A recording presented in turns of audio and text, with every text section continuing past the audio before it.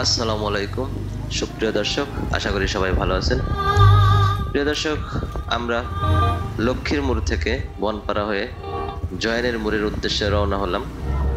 শুরুতেই দেখতেছেন খুব সুন্দর প্রাকৃতিক দৃশ্য, দুই পাশে ফসলি মাঠ, মাঝখান দিয়ে গ্রামের মেঠো পথ।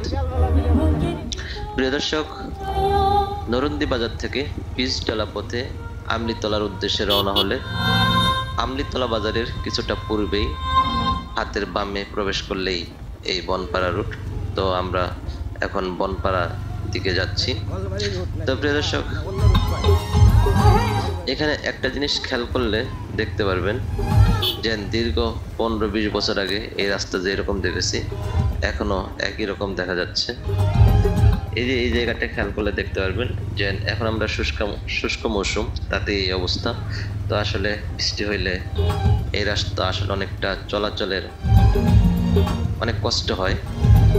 তো প্রিয় দর্শক, এখানে আরেকটা জিনিস হচ্ছে, হাতের বাম পাশে যে বাড়িটা এটা হচ্ছে রাশেদদের বাড়ি, আর তার পাশের বাড়িটা হচ্ছে গোয়ালবাড়ি।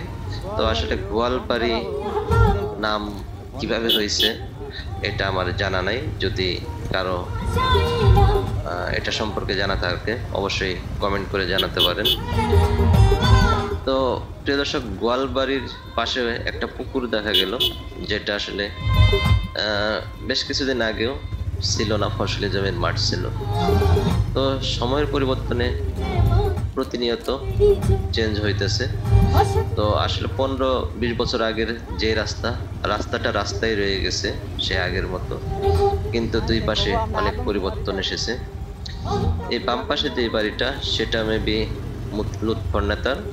তো হয়তো ভুল হতে পারে, ভুল হলে অবশ্যই ক্ষমা সুন্দর দৃষ্টিতে দেখবেন। তো যেটা বলতেছিলাম যে রাস্তার পরিবর্তন না হলেও দুই পাশে ঘর বাড়ির অনেকটা পরিবর্তন হয়েছে।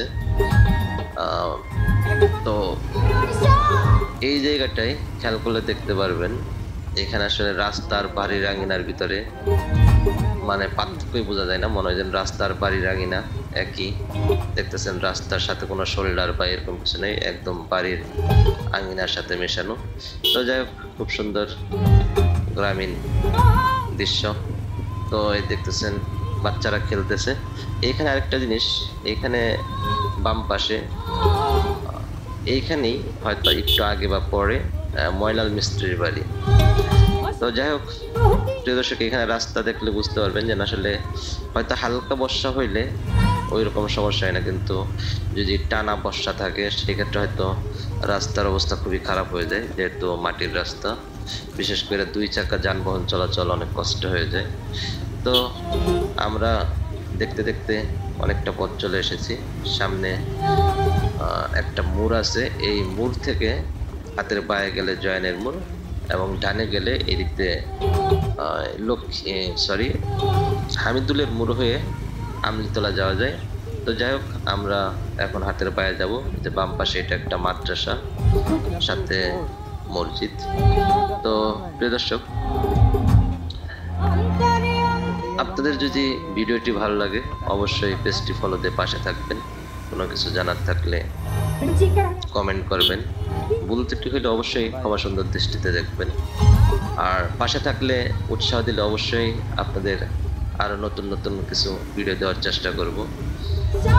তো আমরা অনেকটা জয়নের মোড়ের কাছাকাছি চলে আসছি। তো এই যে গ্রামটা মানে এই বাড়িগুলোর পরেই জয়নের মোড়। তো প্রিয় দর্শক, এই দেখতেছেন একদম গ্রামীণ প্রাকৃতিক দৃশ্য, আর এই সামনে হচ্ছে এটা জয়নের মোড়। আসলে জয়নের মোড় কিভাবে নাম হয়েছে, তো এখানে জয়ের নামে হয়তো কেউ ছিল, আমার পুরাপুরি ওনার সম্পর্কে ধারণা নাই। তো আপনাদের যদি সেটা ধারণা থাকে সেটা অবশ্যই কমেন্ট করে জানাবেন। তো এই হচ্ছে জয়নের মোড়। তো সবাই ভালো থাকবেন, আজ এই পর্যন্তই। আল্লাহ হাফেজ।